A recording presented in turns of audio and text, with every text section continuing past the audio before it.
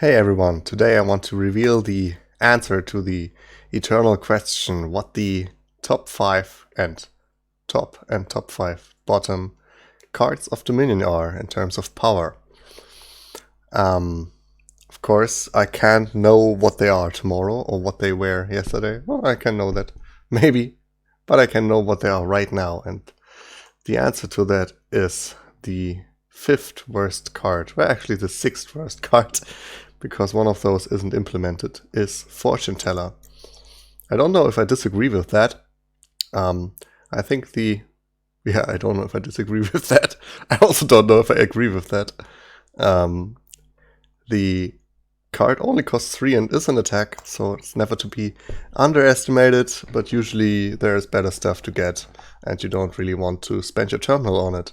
But sometimes this top decking a victory card and skipping good cards can hurt quite a bit. So I don't know if it deserves a place that low. Then after that we get the 5th worst card, which is Cash. It's just a gold for 5 that gains you 2 coppers, and coppers are bad. And gold isn't great. Gold for 5 probably wouldn't even be a good card. Of course it would be better than usual gold, but compared to other 5s, a gold isn't all that exciting and great. With 2 coppers, man, Cash, you really have to have a plan what to do with those 2 coppers. Maybe you need food for Forager or Counterfeit, or, well, Counterfeit's probably not even worth it. Forager or Trade Route to get your plus buy or something. Then on rank 4 on the bottom we have Silver. No jokes aside, it's Stash, which is just silver, but it costs 5. And you can, when you shuffle, put it somewhere in your deck. When Stash came out, I think people always wanted to put it on top. Nowadays, I think the best play would be to put it on the bottom so that your payload is on the bottom. Or maybe at least close to the bottom, and you don't skip your action cards because you top deck silver. Yeah, but Stash, 5 cost. Maybe it's even better and we are just not used to playing with it because it's been years since someone has played with Stash online. The 3rd worst card is Harvest. Terminal payload card that just gives you coins and sometimes doesn't even give you that many coins or no coins if you have drawn your deck, is pretty bad. And usually you want to have those payload cards. You want to play those payload cards when you are at the end of your turn. In a good deck, that means you have your deck in your hand. Then you don't get any coins from Harvest. In a bad deck, well, in the bad deck is probably where Harvest shines the most, actually. But you don't really want to rely on Harvest there. I think it could still be a bit better than it is in the rating, honestly. Then we got our potion cost card, Transmute, the 2nd worst card in Dominion at the moment. We can trash a card from our hand, and if it's an action card, we gain a duchy. That's actually decent as far as an effect goes. Sometimes you don't have an extra buy, then extra duchy in the late game is kind of good. Victory card into gold is also okay-ish, but it's usually not worth it. And treasure into Transmute is just terrible. Well, you can trash curses with it for free. Actually, now that we have ways, treasure into Transmute might not be the worst thing ever. We get Way of the Horse or something. That's a nice way to trash. And the very worst card is Philosopher's Stone. That is just... there's just rarely a deck that can use it, because if the deck is so big that Philosopher's Stone gets to a huge amount, then you probably don't have a plus buy in your hand where you have Philosopher's Stone. If all you want to do is getting to 8, well, gold and silver does that way better and quicker. Maybe if you want to hit Dominate or Colony with it, then it might be worth it. But even then, you buy a potion in a deck that's full of junk. You maybe see that potion once or twice to buy 2 Philosopher's Stones. Then you see a Philosopher's Stone every 5th or so turn. Every engine will just beat it. And most big money strategies will beat it. It's terrible. But enough about bad cards, let's see some good cards. The 5th best card in the game at the moment, and I will tell you later where those these data comes from, is Wharf.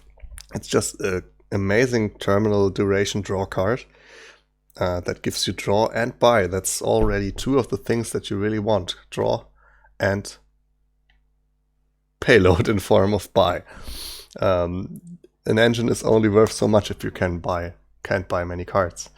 And Wharf gives you plenty of draw and buy to work with. That's great. Then Mountebank, another really powerful card because it gives you junking attack. I even have this card banned. If you want to see me reveal my whole ban list and dislike and like list, leave a comment down below. I don't know if that's of any interest, but maybe it is. And I would, of course, also explain why I have every card where I have it. But this card is just dominating boards where it shows up. You really have to plan around if you can even build, or if you can even afford to build with Mountebank.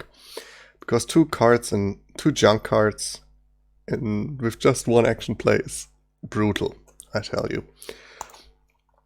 Then the 3rd best card at the moment is King's Court. Costs 7 and is a throne room effect, just bigger. You can play an action card 3 times. Why is it so much better than throne room though? It's because you're using 2 cards, King's Court and the card you King's Court, to generate 3 cards.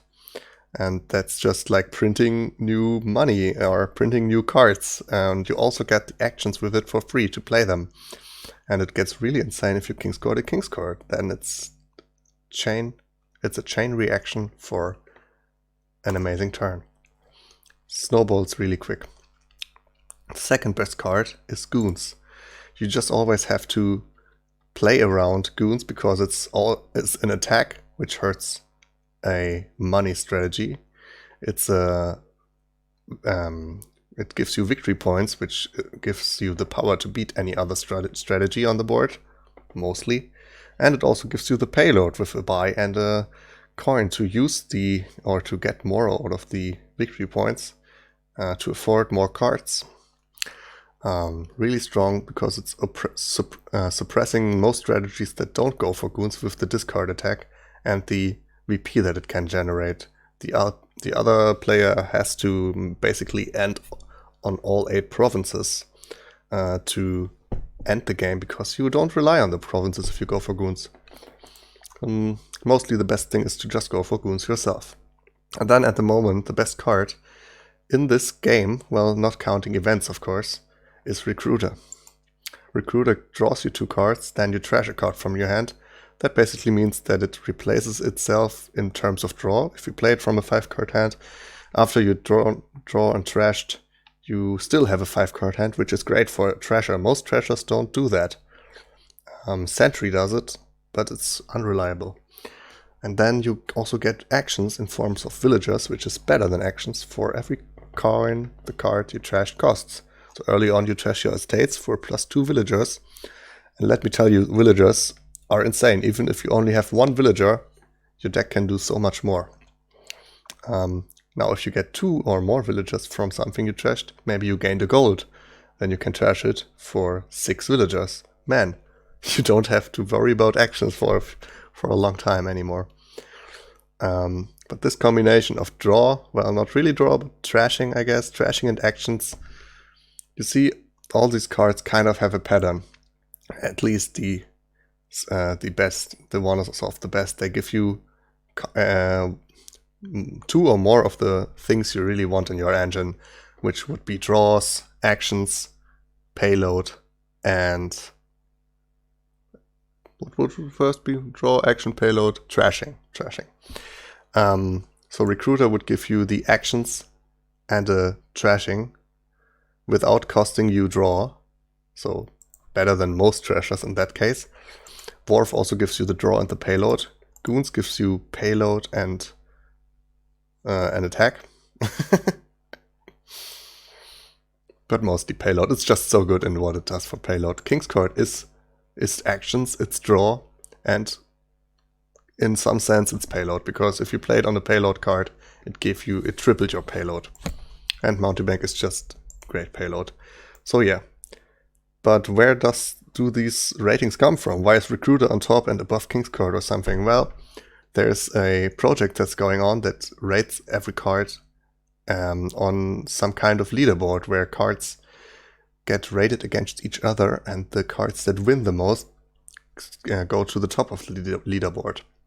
I will link you in the description to these rating site where you can do it for yourself and basically print your own stamp on these ratings. The more you do rate, the more influence you will have on what the leaderboard will look like. So how it works is we enter our name here, but you don't have to. You can also stay anonymous. And then we can decide between the cards that it says if we think Vineyard, for example, is stronger, or if Outpost is stronger. Or maybe we say the cards are the same power level. And we do that 10 times, and then we can continue and do more. Or we can also stop after 10 ratings, how much we like. But it's really a fun thing to do. So you could try it out. And maybe you disagreed a lot on the 5 top and worst cards that I showed you. Well, this is your chance to change it. Well, from Vineyard and Outpost, I would say Outpost is better. I'm not a big fan of Vineyard scoring. I know some people love it. City or Forum. Forum is much better in my opinion. Delusion or Envy. So see, we also can rate hexes against each other. Delusion is usually worst hex to get. Night's Watchman or Royal Blacksmith. Well, Royal Blacksmith is good, but it's really hard to make it work. I would say they are similar. Then we also rate 2 prizes against each other. Bag of Gold and Diadem. Tough sell, I guess Diadem. Rebel or Smithy. That's interesting. Smithy is cheaper, but Rebel has an attack. I would say Smithy. Being 4 instead of 5 is a big deal. Counting House or Silk Road. Man, those are some bad cards, but for some reason they didn't appear on the bottom. Silk Road is a bit better, let's be honest. Apart from the combo with Traveling Fair. And Night's Watchman Counting House really doesn't do much. Ambassador or Torturer? Well, that's clearly Ambassador for me. Also because Ambassador kind of counters Torturer. Horn of Plenty or Possession? Oh man. Possession is good, but Horn of Plenty is insane. I don't really like rating Possession, actually. I don't play with it at all. So, the hate vote here. But I also think Horn of Plenty is probably more powerful. Courtier or Farming Village? A village is a village. That's worth something. But Courtier is also pretty powerful. And Farming Village is one of the worst villages. One of the, not so great villages. Let's go with Courtier. And then we click Submit Ratings. And we get generated 10 more of those. And if we want to look at how the leaderboard looks at the moment, we click on Card Leaderboard. Open a tab. Here we can see the list of all action cards. Recruiter on top, up to Wharf, then there's Silk Merchant, Peasant, Chapel. We can also look at the other tabs. There's a list for a leaderboard for events, where Donate is the undisputed leader. It's also, this just works like your rating leaderboard, for example, for Dominion Online. It uses Glico 2, where everything gets a rating and a uncertainty. The rating in this case, and you can see how much better the cards are. So for example, Recruiter is a bit better than Goons, but Goons and King's Court are basically identical in power level at the moment. At least power level, how it is viewed by the community. So we can also look at events and projects, ways, landmarks, knights, ruins, prizes, boons, hexes. How much sense it makes to rate those is debatable. And we can see how many people rate it. 84,000 at the moment. No, 48,000. And who voted how much. So there you can see that I have voted 1,500 times, and that makes 3.3% share of the leaderboard. So my opinion influenced 3.3% of how the leaderboard looks. And there you can see that a lot of people already contributed. There are some really frequent voters here who make more than 10% of the leaderboard. So my goal would be that we all bring this down, that not a single person is making up 16% of the leaderboard. So everyone go vote, make a change. And yeah, give a thumbs up if you like this video, and subscribe to my channel if you haven't and don't want to miss out on any other content I make. And thanks everyone for watching. Have fun voting. It's really a lot of fun to rate these cards. There are some tricky decisions to make. And yeah, let's make a change on the leaderboard if you want to. Goodbye.